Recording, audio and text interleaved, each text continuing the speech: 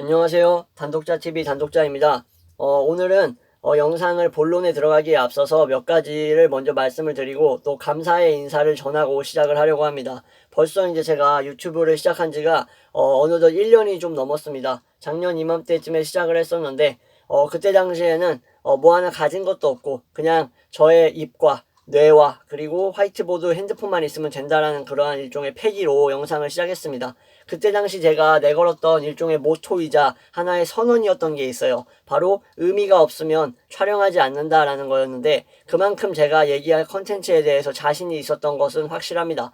그래서 그것을 토대로 제가 지금까지 1년 동안 잘 이끌어왔는지는 좀 더 생각해 보아야 할 문제라고 생각을 해요. 자기 비판적으로 좀 바라봐야 될 것 같은데 어쨌든 뭐 저가 이제 한 해를 돌아봤을 때 그래도 한 8, 90%는 만족스럽다라고 느끼는 걸 보면 그래도 잘 해왔다라는 생각이 듭니다. 제 스스로 봤을 때. 그리고 무엇보다도 얼마 되지 않았지만 유튜브를 촬영을 한지 그래도 꾸준히 제 영상을 사랑해 주셨던 분들, 그리고 중간에 들어오셨지만 그래도 그 시점부터라도 계속해서 보셨던 분들, 모든 분들이 저한테 소중하고 감사한 분들이기 때문에 그분들께, 그리고 또 제 시청자분들께 다 감사의 말씀을 이렇게 전체적으로 드리고 싶습니다. 자, 그러면 오늘은 무엇을 시작할 것이냐? 아마 오늘 이 영상이 2020년의 마무리 영상, 마지막 영상이 될 것 같습니다. 바로 제가 제 구독자분들과 그리고 저와 이제 지적 교류를 하시는 분들이 있어요. 카카오 그 단체 톡방이라는 게 있죠. 거기에 이제 천사모라는 방을 제가 만들어가지고 지금까지 유튜브를 처음 시작할 때쯤에 만들었을 거예요. 그때부터 아마 지금까지 쭉 계속해서 이제 유지를 해오고 있는 방인데, 이 방에 이제 저와 같이 계신 분들이 이제 의견을 내주셨습니다. 일종의 제가 투표를 했어요. 투표를 해서 어떤 영상을 가장 보고 싶으신지 몇 가지를 말씀드렸더니 그 중에서 이제 가장 많은 득표를 한 게 바로 칸트의 실천 이성 비판이었습니다. 그래서 오늘은 여러분들의 의견을 모아서 이 칸트의 실천 이성 비판에 대한 일종의 리뷰를 해보고자 합니다. 자, 그럼 이제 본격적으로 시작을 하겠습니다. 자, 이 칸트의 실천 이성 비판은 3대 비판서, 순수 이성 비판, 실천 이성 비판, 판단력 비판, 이 3대 비판서 중에 하나입니다. 자, 이 쓴 이유가 중요하겠죠. 왜 썼냐면은 칸트가 먼저 인간을 어떻게 바라보냐가 중요합니다. 이 인간을 바라볼 때 이성적 존재로 바라봅니다. 이렇게 보면은 아니 뭐 너무 당연한 거 아니냐, 누구나 다 이렇게 바라보지 않냐, 뭐 감성적이고 동물적이고 비참한 존재라고 바라보는 사람도 있지만 칸트가 바라보는 이 이성적 존재라는 이 베이스가 상당히 중요합니다. 왜냐면은 여기서부터 나올 수 있는 여러 가지 이제 도출될 수 있는 게 있어요. 그게 뭐냐면은 인간은 행위를 할 때 이 자신의 행위겠죠. 자신의 행위가 도덕적으로 올바른가 올바르지 않은가를 생각한다라는 거예요. 내가 어떤 행동을 했을 때 이게 맞나 아닌가, 틀렸나, 이래도 되나라는 걸 생각을 한다라는 거죠. 그렇기 때문에 이런 이유로 인해서 옳지 않은 행동을 하면은 어떤 현상이 발생하냐면은 마음으로부터 불안감이 올라옵니다. 그리고 어떤 불편함, 찝찝함 같은 것들이 드는 거죠. 뭐 이런 것들은 여러분들께 제가 뭐 굳이 사례를 들지 않아도 여러분들도 거의 뭐 일상생활에서 거의 자주 느끼고 계신 거라고 생각을 합니다.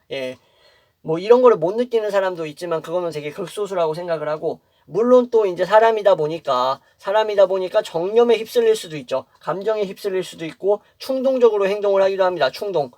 이성이 아닌 충동으로. 그렇지만 결국에는 칸트는 이러한 이성적 존재인 인간은 이런 식으로 행동을 해도 이제 시간이 경과하게 되면은 자신의 행동에 대해서 반성하고 돌아보고 후회 같은 것을 한다라고 얘기를 했습니다. 자, 이러한 인간의 자기 반성적이고 후회와 같은 것들이 바로 인간이 이성적 존재라는 것을 말해주는 그러한 일종의 증거라고 봤던 거죠, 칸트는. 그래서 인간은 자신의 행동이 잘못이 됐다라는 것, 내 행동이 틀려먹었다라는 거를 알면서도 불구하고, 그럼에도 불구하고 계속 거리낌 없이 그 행동을 하는 사람들, 예를 들어서 전과 보면은 우리 조모 씨 있잖아요. 조모 씨. 얼마 전에 출소한 우리 이분 있죠, 이분.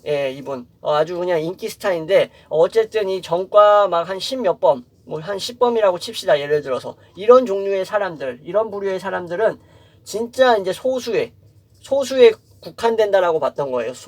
진짜 소수인 거죠. 자, 이 말즉슨 무슨 말이냐면은 대다수 사람들은 도덕적으로 올바른 행동을 하려고 한다라는 거예요. 도덕적으로 올바른 행동을 하려고 노력을 한다라는 거죠. 노력을 하는 거예요. 노력. 예, 이렇게 행동하려고. 예. 그래서 이러한 것들을 바로 칸트는 일종의 의지라고 봤던 거예요. 의지인데도 불구하고 어떤 의지냐? 자율적인 의지예요. 이 자율이라는 말이 상당히 중요합니다. 칸트의 이 철학에서 자율이나 자유라는 말이 종종 나와요.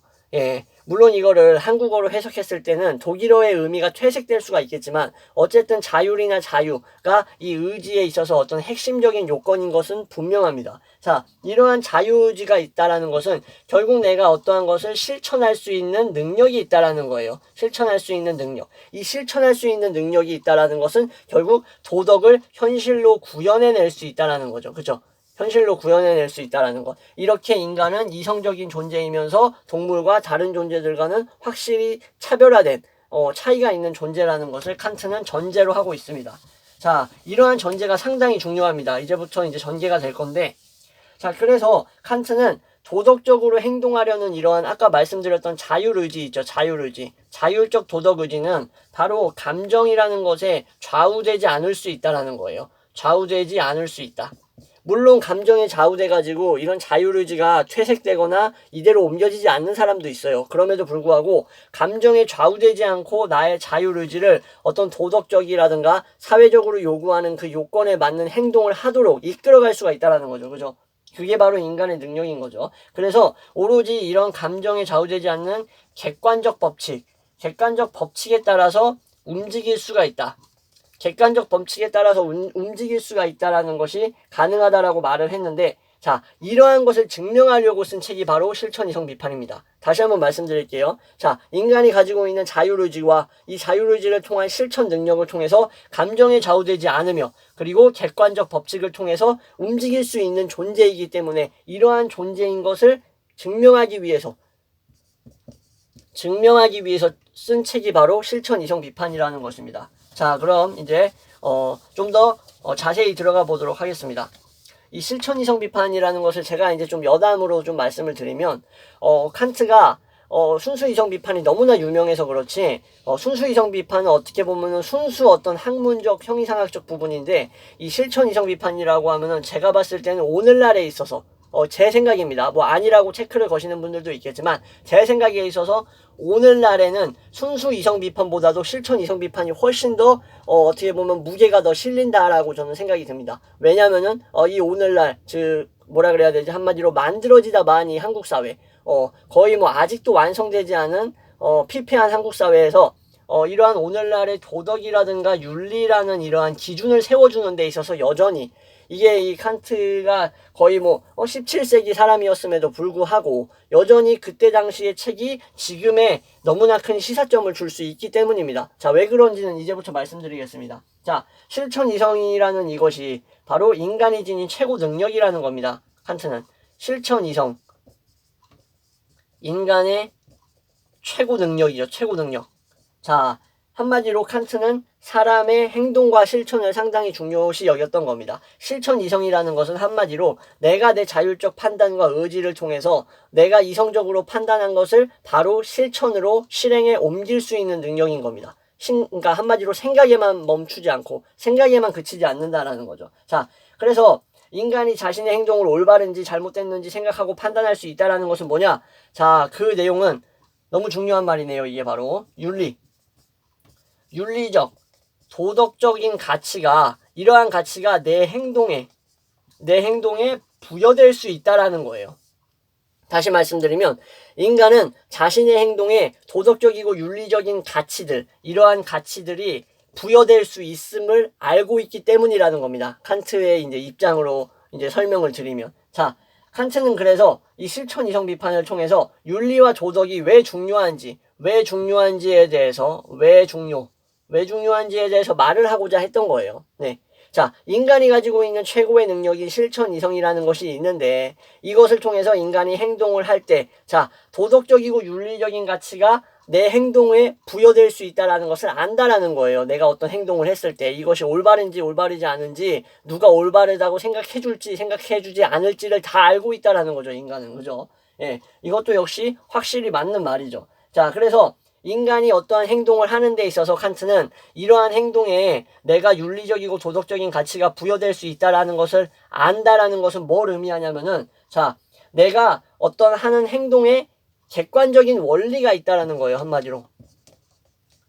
그러니까 뭐 충동적으로 행동을 하면은 내 행동에 뭐 도덕적 윤리적 가치가 부여된다라는 생각을 아예 못 하겠죠. 그죠? 근데 객관적인 원리라는 게 분명히 존재한다라는 거예요. 칸트는. 이러한 객관적인 원리가 적용이 되기 때문에 내 행동을 통해서 타인이든 자기 자신이든 이 가치를 부여하고 부여될 수 있다라는 사실을 자각할 수가 있다라는 거죠. 자, 그러면 이러한 실천 이성은 왜 도덕과 연관성이 있는가에 대해서 좀 더 자세하게 들어가 보도록 하겠습니다. 자, 행동한다라는 것이 뭐죠? 우리가 무엇인가를 실천한다라는 거죠. 그죠? 행동은 바로 실천과 직결됩니다. 실천. 자, 이러한 실천에는 자, 의지라는 것이 반드시 내포되어 있습니다. 우리가 어떤 행동을 하고 실천에 옮긴다라고 했을 때 그것은 의지를 내포하고 있다라는 거예요. 우리가 세상에 이제 살아갈 때 우리를 담고 있다라고 표현하겠습니다. 우리를 담고 있는 이 세상은 두 가지의 원리로 움직인다라고 봤습니다. 칸트가 바로 자연법칙에 따라 움직이기도 하고 바로 도덕법칙도 있습니다. 이렇게 두 가지 법칙에 따라서 세상이 움직인다라고 봤던 거예요. 인간이 살아가고 있는 세상이. 자, 먼저 자연법칙은 당연히 여러분도 이제 어느 정도 유추해 보실 수 있겠지만, 예상해 볼 수 있겠지만, 바로 본능이라든가 어떤 충동적, 어떤 자연적인 그런 원리에 의해서 움직이는 게 바로 자연법칙인 거고, 도덕법칙이라는 것은 특수한 거죠. 스페셜한 거예요. 왜 스페셜하냐? 이건 인간에게만 있는 법칙이에요. 이러한 자연법칙은 이 세상을 살아가고 있는 수많은 생명체들에게 다 이제 고유되어 있는, 내재되어 있는 이러한 원리라고 할 수 있는 것인데, 도덕법칙이라는 것은 오로지 인간에게만 특수하게 이제 내재되어 있는 거죠. 그죠? 자, 그래서 이러한 도덕적으로 행동할 수 있고 우리가 판단할 수 있는 법칙을 바로 이것을 이제 도덕법칙이라고 할 수 있습니다. 이 중에서 이제 칸트는 당연히 자연법칙보다는 도덕법칙이 우위에 있다라고 봤습니다. 확실히 더 우선시했죠. 왜 그러냐면은, 자, 칸트는 사람이 왜 행동하는가를 살펴본 거예요. 왜 행동하는가? 왜 행동하지, 인간이? 인간은 왜 행동할까? 자, 물론 본능적인 것도 있다. 하지만 자신이 행동이 올바르다고 믿을 때 행동한다라고 본 거예요. 올바르다고. 아, 지금 내가 하고 있는 행동이 올바르다고 믿을 때. 내 행동. 아, 내가 지금 뭐 길거리에서 갑자기 쓰러지는, 뭐 이렇게 의식을 잃고 쓰러지는 사람을 보고 이 사람을 부축해서 급한 대로 심폐소생술을 하고 119 부르고 이러한 행동들이 올바르다라고 믿을 때 이러한 행동을 한다라는 거예요. 예. 예를 들어 드린 겁니다. 일종의. 자, 그래서 내가 내 행동이 올바르다고 믿을 때 행동을 한다라는 것은 이때 그 기준이 있겠죠. 내가 내 행동이 올바르다고 믿을 때 그 기준이 있을 거 아니에요. 왜 내 행동이 올바르다고 믿는가에 대해서 그 기준이 되는 것이 바로 칸트는 도덕법칙이라고 본 겁니다. 이 도덕법칙이 내가 내 행동이 올바르다고 스스로 믿는 기준이 된다라는 거예요. 그래서 인간은 이렇게 행동을 한다라고 봤던 겁니다. 자, 근데 이제 인간은 한 가지의 뭐라 그래야 되지? 이거를 약점이라 그래야 되나? 한계라고 볼 수 있는 부분이 있어요. 뭐냐면은 자기가 한 행동이 실제로 올바른지 올바르지 않은지에 대해서 명확하게 판단을 하기 어려울 때가 있어요. 자, 이것을 이제 데카르트적인 입장에서 바라보면은 인간 오성이 가지고 있는 일종의 유한성이라고 볼 수 있는 건데, 자, 어쨌든 중요한 거는 자신이 한 행동이 실제로 올바른지 아닌지 정확히 알지 못한다. 이러한 것도 인간이 가지고 있는 어떻게 보면 태생적인 한계라고 볼 수 있다라는 거죠. 자, 근데 그럼에도 불구하고 이러한 것들은 칸트에게 있어서 일종의 방법론이라든가 어떠한 이러한 훈련이라든가 뭐 일종의 문답법 뭐 이런 것들을 통해서 심어줄 수가 있다라고 봤어요. 심어줄 수 있다. 어떤 식으로 심어주냐면은 이런 것들을 뭐 도덕적으로 이제 뭐 올바른 사람이라든가 아니면은 뭐 교사 이러한 사람들을 통해서 이러한 인간의 내면에 들어있는 이러한 윤리의식이라든가 도덕성을 이제 일깨워 줄 수 있다라고 봤던 거죠. 언제? 어린 시절 아이들에게. 그러니까 상당히 이제 칸트도 교육이라는 것을 중시했던 사람이라는 걸 알 수 있습니다. 그러니까 어린 시절에 뭐 이런 말이 있어요. 언어학에서 주로 많이 하는 말인데 크리티컬 피리어드라고 있습니다.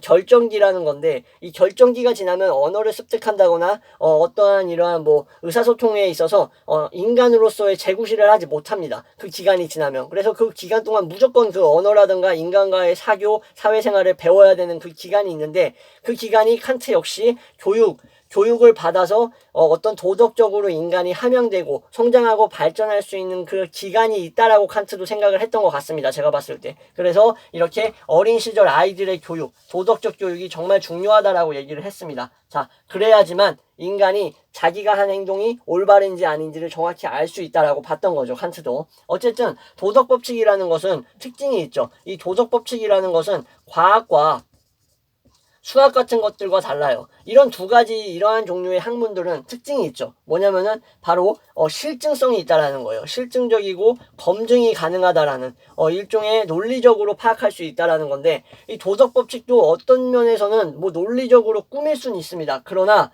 이러한 도덕 법칙은 어떻게 보면은 자율성과 어떠한 당위성에 의해서 움직이는 것이지 이러한 실증과 검증이라고 보기에는 좀 거리가 있습니다. 그쵸? 이거는 뭐 사리분별력이 어느 정도 있는 사람이라면 누구나 다 알 수 있는 부분이죠. 자, 어쨌든 이제 다음으로 넘어가면 그렇기 때문에 이제 자연법칙의 원리와 도덕법칙의 의미를 방금 말씀을 드린 겁니다. 도덕법칙이 있어야만 이 원리가 적용이 돼야만 인간이라는 것도 어떻게 보면 의미가 있기 때문인 거죠. 자, 이 법칙과 원리라는 말을 또 다시 짚고 넘어가야 되는 부분이 있는데 왜 그런지 말씀드리겠습니다. 법칙이라는 것은 칸트가 봤을 때 개인의 욕구라던가 의지에 의해서 변하는 것이 아닙니다.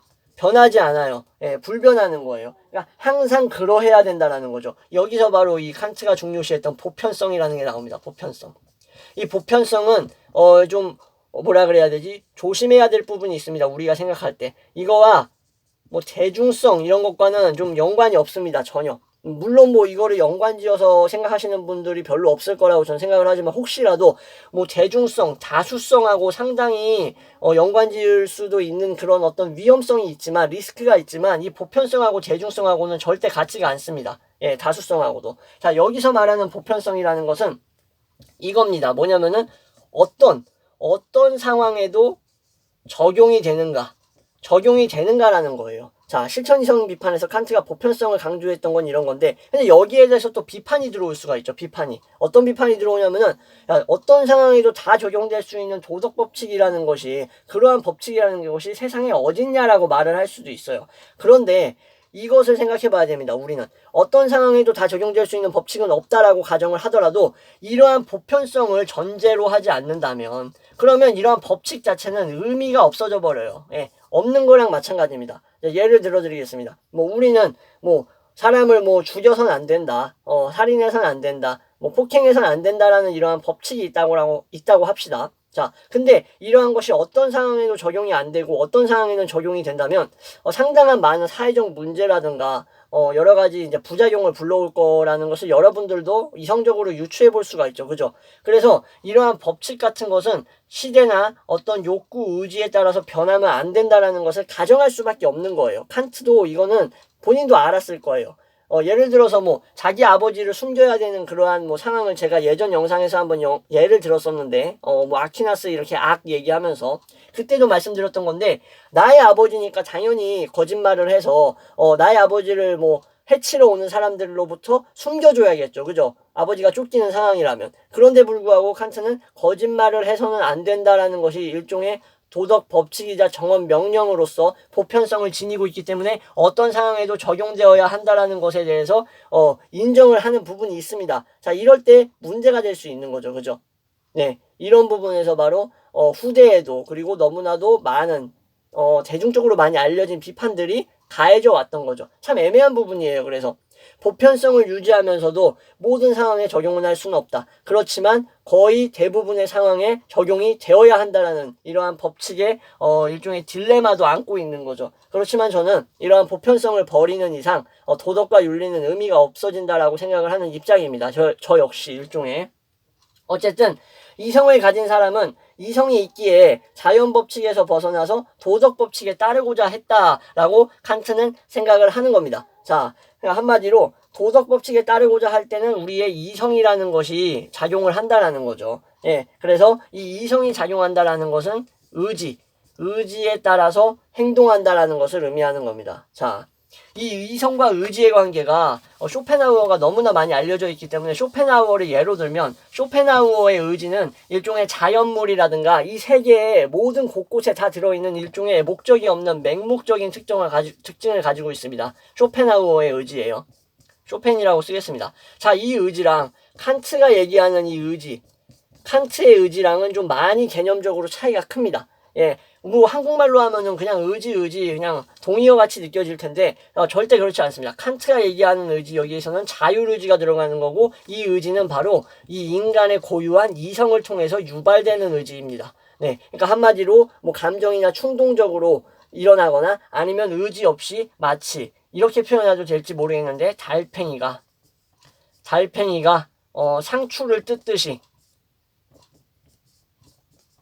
달팽이가 상추를 뜯는 것을 예로 들어보면 이러한 것들을 쇼펜이 봤을 때는 그냥 맹목적 의지예요. 생명체가 자기 존재를 보존하기 위한 일종의 그냥 의지, 설계되어 있는 거죠. 일종의 유전자에 있어서. 그죠? 과학적으로 표현하면 그렇죠. 그런데 칸트가 얘기하는 의지는 그런 게 아니라 이성을 통해서 심사숙고와 숙려라는 것을 거쳐서 유발되는 내 행동을 좌우할 수 있는, 관장할 수 있는 그러한 자율의지인 겁니다. 자, 이러한 차이가 있어요. 이 부분에 대해서는 뭐 제가 쇼펜하우어에 대해서 지금 얘기할 건 아니기 때문에 이 정도만 하고 넘어가겠습니다. 혹시라도 좀 헷갈리시는 분들이 있어요. 예, 있을 거예요, 분명히. 예. 자, 그리고 아까 말씀드렸던 법칙이라는 것을, 보편성을 뭉개버리면 선악의 구분이 박살납니다. 선악의 구분이 없어져 버려요. 뭐 이렇게 보면은 그냥 뭐 돼지우리에 뭐 늑대 풀고 호랑이 풀고 사자 풀고 토끼 풀고 닭 풀고 이런 거랑 똑같아요.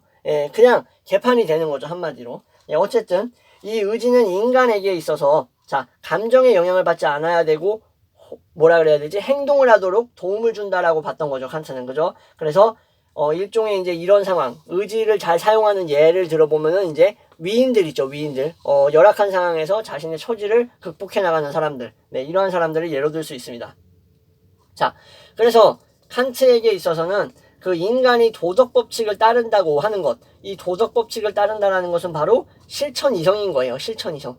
실천 이성에 의해서 내가 도덕 법칙을 현실로 구현해내는 것, 이것이 바로 인간의 위대함이라고 봤습니다. 위대함.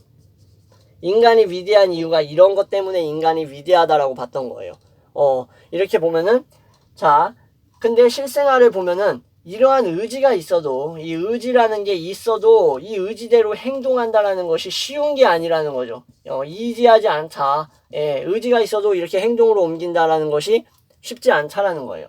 그래서 인간은 끝없이 반성과 노력을 하면서 살아가야 된다라는 것을 얘기를 하는 겁니다. 자, 그럼 이렇게 살기 위해서 칸트는 도덕 법칙이라는 것을 항상 그러한 것, 항상성을 가지고 있는 것으로 만들 필요성을 느꼈던 거예요, 한마디로. 자, 이게 누구에게나 적용되지 않으면 아까 말씀드렸다시피 도덕 법칙을 따르고자 하는 이러한 의지나 이런 실천 이성 같은 것들이 그냥 의미가 없어져 버려요. 다 뭉개지는 겁니다. 네, 칸트의 이 실천 이성 비판을 통해서 보여지는 도덕과 윤리에는 전제로 되는 부분이 좀 몇 가지가 있습니다. 그러니까 애초에 그러한 도덕과 윤리의 전제가 작용이 안 된다.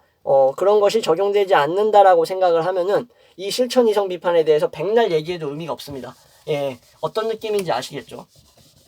근데 저는 그렇게 생각해요. 인간의 내면에 있는 이러한 도덕 법칙이라든가 실천 이성을 이제 부정하는 사람들은 그냥 자기 기만을 하고 있다라고 생각을 합니다. 이건 제 생각입니다. 어쨌든 한마디로 나만의 도덕 법칙을 내 맘대로 만들면 안 된다라는 거고, 자, 문제는 자, 이러한 도덕 법칙을 찾는다라는 것이 정말 어렵다라는 거죠. 그죠? 예, 이것은 아까 말씀드렸던 부분입니다. 그런데도 불구하고 칸트는 이러한 보편타당한 도덕 법칙이라는 것을 찾을 수 있다라고 이제 확실하게 믿었습니다. 자, 그러니까 한마디로 도덕적 행동이 무엇이냐가 중요하다라기보다도 더 중요한 게 있어요. 칸트에게 있어서. 왜 그렇게 행동하는가? 예, 왜 그렇게 행동하냐? 이게 더 중요한 거예요. 칸트에게 있어서는. 뭐가 도덕적이고 뭐가 도덕적이지 않고 보다도 왜 도덕적인 행동을 하는가, 왜 그러한 행동을 하는가가 칸트에게 있어서는 훨씬 더 중요한 겁니다. 이것은 무엇이냐의 문제죠. 무엇이냐. 이거는 why의 문제인 거예요. 그죠? what이라는 것은 한마디로 도덕적인 행동이 뭐냐는 거는 그냥 사람에 따라 정의가 달라질 수도 있는 부분인 거예요. 진짜 엄밀하게 말하면. 그죠? 그런데 왜 그렇게 행동하냐라는 그러한 원리를 찾고자 하는 이러한 생각에는 예외가 없어요. 그죠? 예. 그것은 하나의 인간을 어떤 구성하고 있는 반드시 그러한 여기에는 일종의 확실한 당위성, 예. 명백한 당위성이 들어있을 수밖에 없는 거죠. 이 what이랑 다르게. 예, 어떤 느낌인지 아시겠죠? 그래서 이런 것을 찾고자 했던 겁니다. 자, 도덕적 행동이 이유를 알면, 왜 그런지 알면은 칸트는 결국 이것이 보편적이라는 것, 이것이 보편적이라는 것을 증명할 수 있다라고 생각했습니다. 자, 다시 말씀드리면 도덕 법칙이 보편적인 것이라는 것을 증명할 수 있다. 왜? 이것이 왜 그렇게 행동하는지에 대해서 알게 되면, 예, 이해가 되시겠죠? 왜 그렇게 행동하는지 알면 도덕 법칙이라는 것이 인간에게 보편적인 것이라는 것을 알 수 있다라고 칸트는 믿었던 겁니다. 자, 그래서 칸트는 사람의 행동의 전제가 되는 이러한 도덕 법칙으로서 보편성을 지니고 있는 이러한 원리를 찾고자 했던 거죠. 그래서 개인의 경험에서 비롯되는 것은 다 제외시킵니다. 경험에서 비롯되는 것을 전부 다 제외했다라는 말은 무슨 말이냐면은 개인의 경험이 변수가 되면 안 된다라는 거예요. 도덕 법칙이라는 것을 마치 옆집에 있는 우리 옆집 아저씨가 뭐 유기견들을 돌보고 뭐 다리가 부러지거나 뭐 이제 심한 상처를 입은 강아지들을 뭐 돌보고 이렇게 깨끗하게 샤워시켜주고 이런 것들을 내가 봤단 말이에요. 주기적으로 봤어. 옆집 살면서. 그렇기 때문에 아, 이게 도덕 법칙이구나 하고 알 수 있다라는 게 아니에요. 한마디로 이것은 선험적이라는 거예요. 선험적. 이 선험적이라는 게 상당히 중요합니다. 이 도덕 법칙이라는 것은 인간이면 누구나 내재되어 있다는 거예요. 태어날 때부터 이러한 선험적인 특징을 가지고 이 도덕 법칙이라는 것은 일종의 뭐라 그래야 될까? 인간의 어떤 고유 능력으로서 자리 잡고 있다는 거예요. 이 가슴 속에. 그런데 이러한 것들을 끄집어내기 위해서 올바르게 훈련하고 올바르게 자리 잡게 만들기 위해서 필요한 게 바로 교육이었던 거예요. 아까 말씀드렸다시피. 그래서 칸트가 찾고자 했던 원리는 하나의 행동 방식의 틀입니다. 프레임이에요. 프레임. 자, 프레임은 뭐냐? 행동 방식. 왜 인간은 그런 식으로 행동을 하는가에 대한 이러한 행동 방식을 규정하는 이러한 일종의 액자이자 틀을 찾고자 했던 겁니다. 자, 이러한 프레임은 개별적인 사례로서 여겨질 수 있는 행동들 있죠. 예. 그러니까 이러한 것들은 뭐 A라는 것이 옳다. 뭐 B는 도덕적으로 그르다라는 것을 알려준다라는 게 중요한 게 아니에요. 다시 말씀드리면 A가 옳다, B가 옳다라는 것을 알려주기 위해서 이러한 틀이 중요한 게 아니에요. 자, 이 틀 안에서 인간은 마음속에서 일어나는 어떤 정념이라든가 충동 같은 것들 있죠. 욕구 같은 것들. 그런 것들을 극복할 수 있다라고 본 거예요. 네, 다시 말씀드리면 이러한 기준이자 이러한 일종의 액자 같은 게 있기 때문에 이 범위 안에서 인간은 내 마음속에서 일어나는 욕구 같은 것들을 극복할 수 있는 거예요. 극복할 수 있는 기준이 돼주는 거죠.